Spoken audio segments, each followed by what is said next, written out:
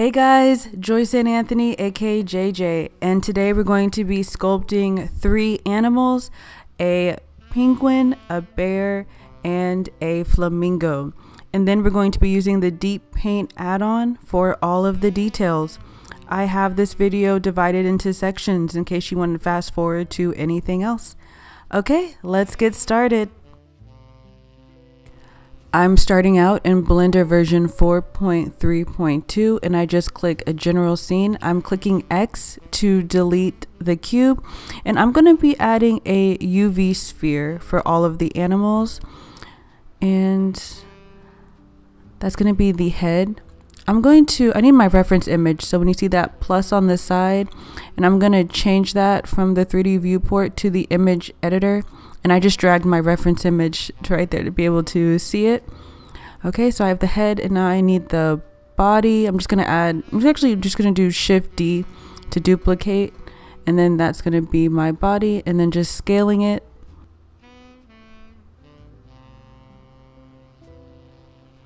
Okay, let me make the head a little bit bigger.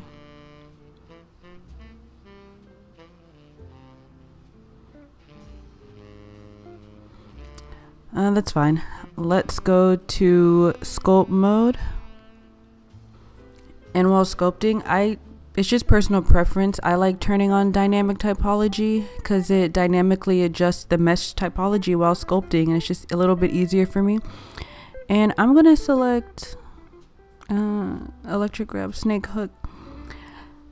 Do you like having the brushes down like as an asset, or did you prefer while sculpting having the brushes on the left side?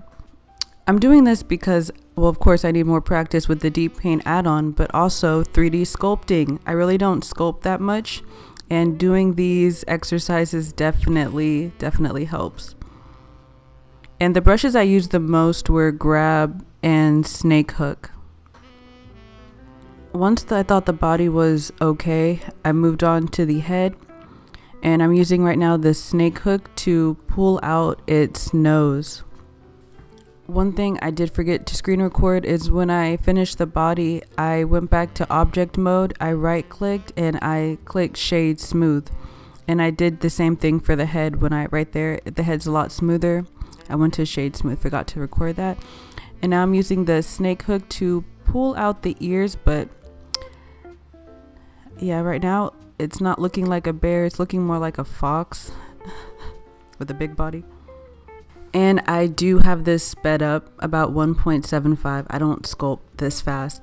So when I thought my head and my body at this point was okay, I'm going to first, I learned in his deep paint class, when you adjust a mesh, always do apply transformation, and then I'm going to join. Another shortcut I'm using a Mac is Command J. I'm gonna go back to sculpt mode to enable, I'm gonna do shortcut R, which is remesh, which recalculates the meshes typology, and then I'm gonna do shortcut Control R, which for me, I think it's really good for combining 2 meshes, like the head and the neck. That's really good. So I'm just gonna hold down Shift to smooth it out. And I already have the deep paint add-on enabled. If you click this video at the top right, I'll show you step by step how to enable the add-on. So I'm just continually working on the body to make it look more like the reference image. For the legs, I'm using the snake hook brush to make it look like it's walking. For the eyes, I used the draw brush, and then I clicked at the top. You have a plus and a minus, and I use the minus to subtract part of the mesh, and that's how I drew in the eyes. For me, I'm using the electric grab. I think it looks more like, at this point, a pig than a bear. But again, I'm just repeating the same process. Snake hook, draw, brushes, just to make it look more realistic.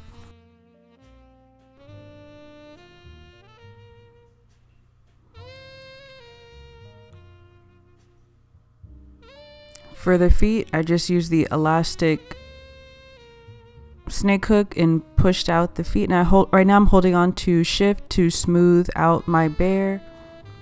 We're getting there. I'm happy with this side of the bear.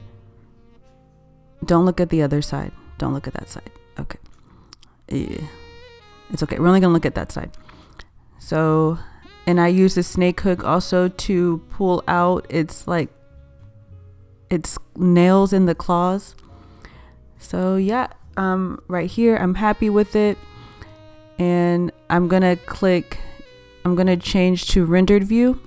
And then right here in Blender 4.3, it crashed. And I tried multiple times, but it just kept crashing. So I had to change from Blender 4.3.2 to Blender 4.2.2. But this is what I was trying to do. I was trying to click Deep Paint Material. Now we're using the Deep Paint add-on. And once I click that, I am going to go to Vertex Paint to start coloring the animal. Okay, I'm in Vertex Paint, and I'm just going to use the eyedropper tool to pick colors that are from my reference image. So yeah, that's a good color. And now I like to, actually I'm gonna make it brighter.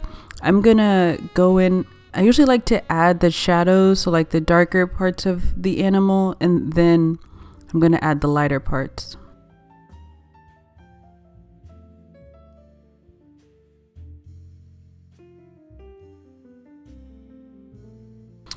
Okay, we're getting there. I added a grease pencil so I could add the little dots to its eyes to make it a little bit more alive. Okay. And now I'm gonna click the drop down to add the brushes from the Deep Paint add-on, and you can do that. That's the way for Blender 4.2. In 4.3 they changed it.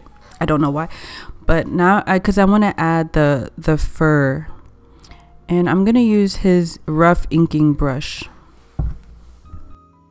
For sculpting, I did use my mouse, but for the more detailed parts like this, I use my drawing tablet, my Wacom. Am I pronouncing it right? Wacom tablet? Wacom. I'm happy with how that looks, and I'm gonna click outline, and it's just like a 3D modifier around the mesh, and I'm gonna adjust the X, Y, and Z right there so you can see it better. Okay, that's too much. I want it to be subtle. Okay, so I finished my bear, and up next I'm going to be doing the penguin, and I do fast forward this because I'm literally doing the same thing. I'm adding a UV sphere and stretching it, scaling it to its size, and then going sculpting and then drawing on top of it with the add-on.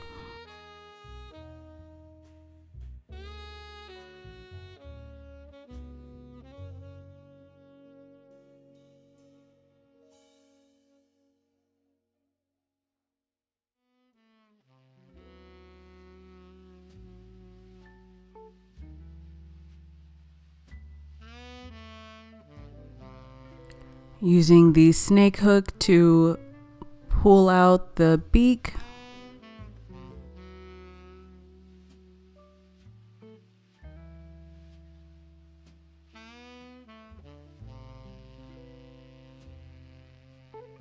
Right now I just have the head sculpted. I'm going to press R again and just see what it looks like remesh, and then shortcut Control R just to see how it So this, I just fast forward, but I already joined the 2 UV spheres for the head and the body, and right now I'm just trying to fix the side of it to match the reference image, and you know, it needs a little bit of work. And I also did the Control R to the body, and as you can see I need to fix the wings of the penguin. For the feet, instead of using like the snake hook brush to pull it out, I'm actually gonna draw it. So I'm gonna click add blank from the add-on, and then I'm gonna select probably the ink pen. Yeah, I'm gonna select the ink pen, and I'm gonna change it to origin. I'm gonna try to draw one of the feet first. Let's see how it looks.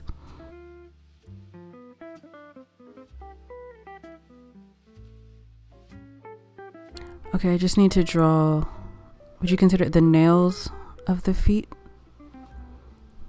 Once that's done, I'm going into sculpt mode and adding thickness to the back part of the feet, because right before it was just flat. Make it look a little bit more 3D. I think that's good. Actually, let me just... Okay, once that's done, I'm pressing shortcut E, grease pencil to line mesh, and let's see how that looks. I'm pressing S to scale it because it was a little too small, and let me move it directly under the penguin. It still looked too small to me, so I'm just going to press S again to scale it more.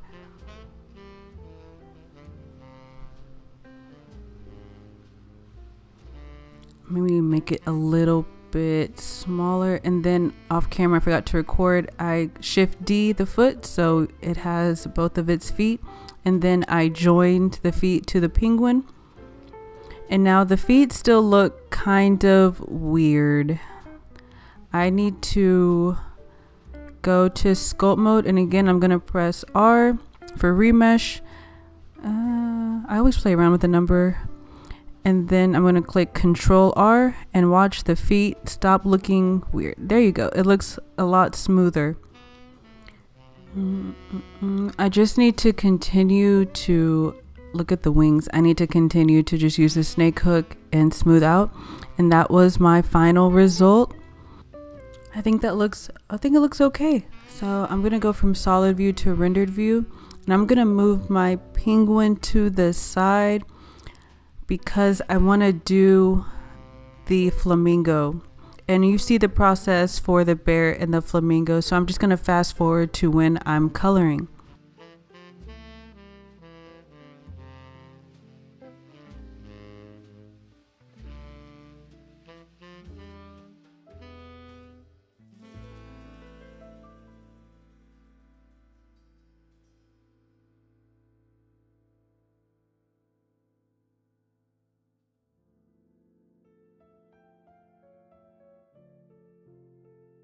As I was doing this, I'm like, why are these animals so tricky for me? I think this is my first time ever sculpting animals.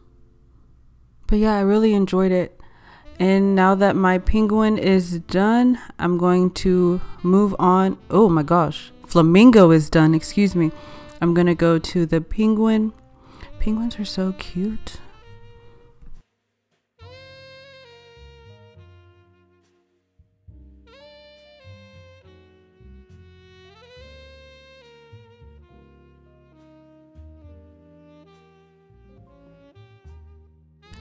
After about 30 minutes, I finished my penguin, and that was my finished product. So I finished all 3 animals, and technically I'm done right here, but I wanted to add a background. So I'm going to add a plain mesh. I'm just gonna click S. That's too small. But I'm just gonna scale it. Yeah, I'm gonna add some grass, maybe some mountains and some trees in the background, and I want to put the flamingo in some water.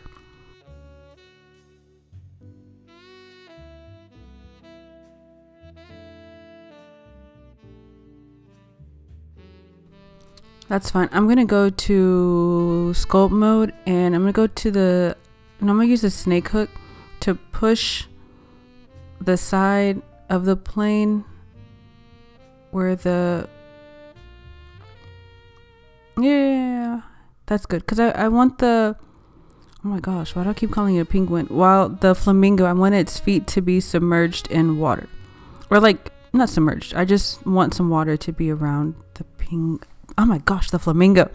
So I'm going to add another plane, and this is going to be the water.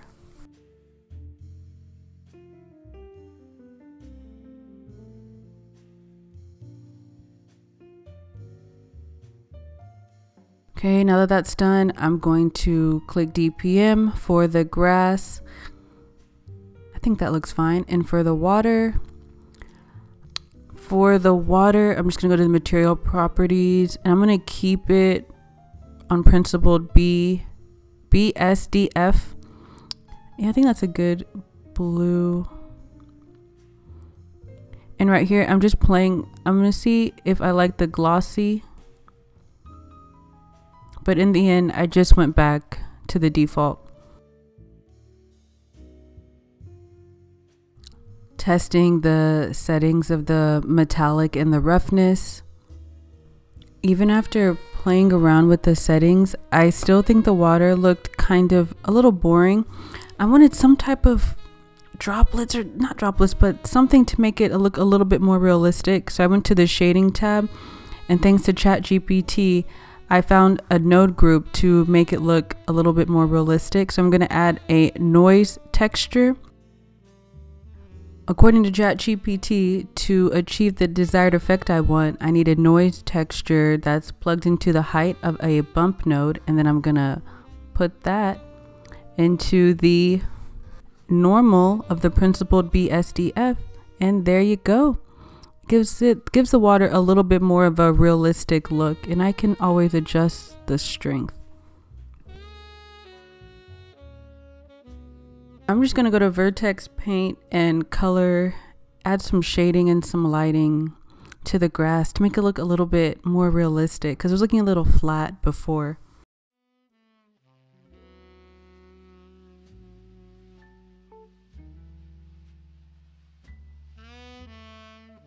I want to add some trees in the background, so I'm gonna go to front view, and I already added the grease pencil, and I have it set to origin and front.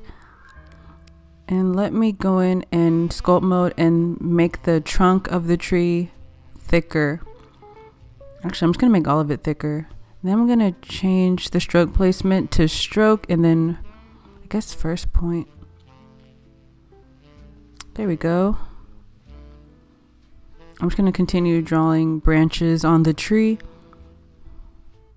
Off camera, I did go into object mode and I pushed the tree back because right now it's right by the bear and that's way too close. Okay, right now the tree is 2D. I want that to be 3D, so I'm going to select line mesh. So it just transformed my 2D tree to a 3D line mesh.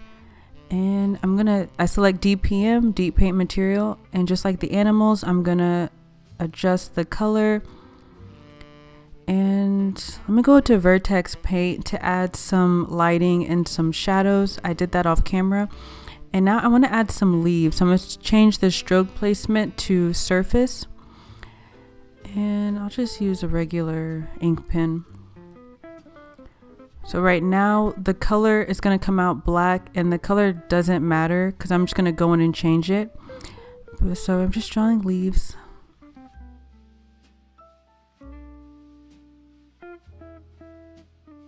Once my leaves are done, I'm going to select fill mesh. So now they are 3D, and I'm going to click DPM, and let me make a color greenish. Set vertex color, and then I'm going to go into Vertex Paint to give some like a gradient effect.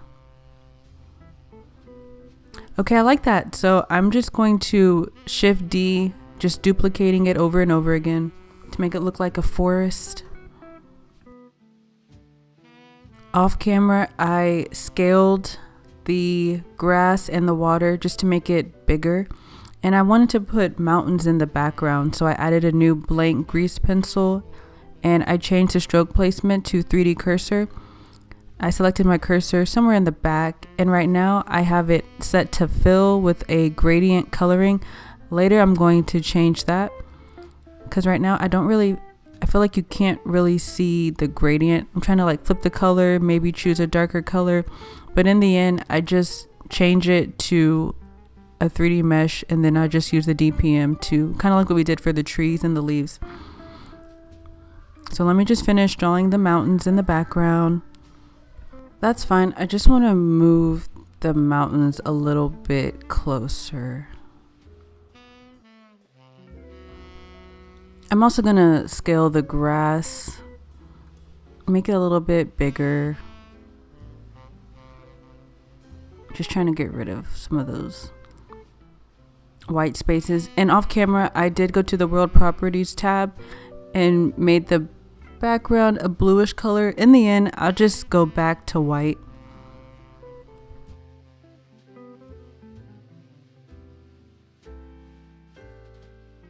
I'm gonna add a sunlight, and yeah, I increase the strength, and I think it gives, I like that effect right there.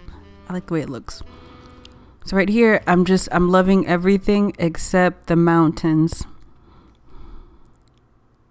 I want a gradient effect, so I'm selecting the mountain, shortcut E, GP to fill mesh, and as we've done before, selecting DPM. And let me try to find like a brownish. Okay, that's fine. And then I'm going to go to vertex paint and just add some gradient.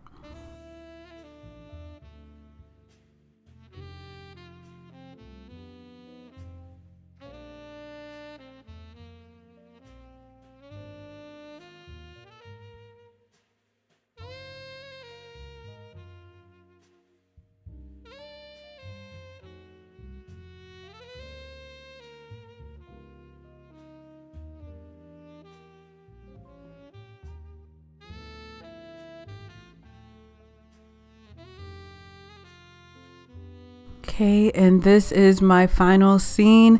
Thank you so much for watching as we sculpted 3 animals, a bear, a penguin, and a flamingo, and made a scene. Ooh, as I'm doing this, I forgot to move the shadow. So the shadow is just a fill grease pencil, and I lowered the opacity. Let me go to edit mode and just fix that really quickly.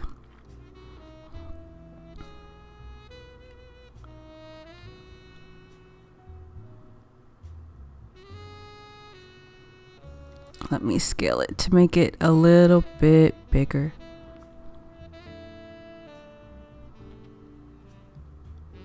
Okay, now I'm done. Okay, thank you again so much for watching. It's always fun just to like practice sculpting and of course experimenting more with the deep paint add-on. This is Joyce-Anne Anthony, aka JJ. Until next time.